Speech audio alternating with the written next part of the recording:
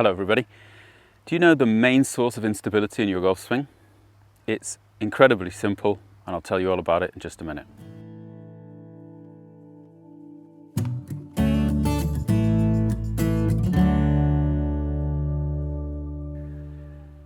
So if you've been watching any of my recent videos, I think you already know that one of my main priorities in a golf swing is keeping a stable axis.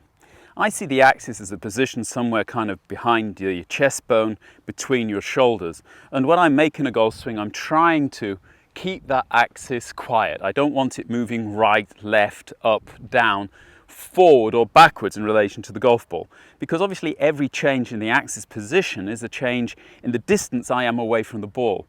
And I don't really want to be thinking too much about hitting a golf ball that should be basically in the way of a movement that I'm making to the target. So what is the main cause for instability in this axis? Well, I think it's quite simple if you think about it. What is actually keeping you stable on the ground is your legs and your feet. So if your legs and your feet aren't doing the right movement, then there's a great chance that you're going to lose stability in the axis, although you might not necessarily feel it. About a week or two ago, I talked about how the brain kind of remembers information and brought an analogy in there which would basically compare it to a library.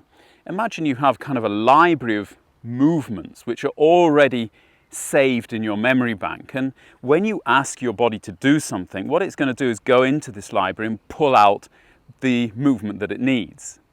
Now if you stand with your feet shoulder width apart and ask your body to turn, and you can actually try this, turn your hips as far as you can to the left and as far as you can to the right, you'll see that something happens in your knees which is quite strange and maybe not very good for a golf swing. As you turn to the left, what will happen is your left leg will straighten and your right leg will bend. If you turn to the right, your right leg will straighten and your left leg will bend. This won't necessarily give you much of a feeling of instability because you're standing with your feet apart. So your brain doesn't have the feeling it could lose its balance because of what you're doing, and there won't be any kind of alarm bells going off. If you're making a golf swing, however, this could be a critical part of it. If you think of your pelvis being mounted with a leg on the right side and a leg on the left side, and then you rotate to the left and your left leg straightens and your right leg bends, then what you're actually doing is tilting your pelvis. Now what's going to happen to your spine when you do that, and what's going to happen to the axis of your swing? Now this might only have a very small effect on the axis of the swing, but don't forget the golf ball's not very big. Also, especially if you're making a chipping movement, for instance, it's really the arms and hands and club are helping you to kind of brush the grass. So a centimetre movement in the vertical direction could mean you hitting the ground before the golf ball. And because the golf club has very little forward momentum, the ground is going to stop it. And that's when you're going to kind of fluff your chips. One of the reasons that a lot of people find chipping simpler with their feet together, again, is simply anatomical. If you try the same test with your feet together, your knees together, go slightly in your knees, and then turn as far as you can to the left and as far as you can to the right, you'll find that your knees aren't as keen to straighten and bend. The reason for this is quite simple. If they were to do that, you would lose your balance. When you're standing at shoulder width apart, your brain will not necessarily feel the loss of center because it has this width in the feet. If you put your feet together, it will not be as willing to do that because you will feel a loss of balance, and balance for the brain is a priority. Now obviously, if you're standing with your feet shoulder width apart and both knees remain in the same amount of bend, then your hips will be able to turn without having an effect on the axis. And I would definitely say this is something you want to be practicing. Just rotating first around the right leg, then around the left leg, and just keeping the bend in your knees. That way you've got control over the axis of your golf swing. But if you're looking for a quick fix, especially if it's coming into a shot like a chip, then simply do a Tiger Woods on it. Put your feet totally together.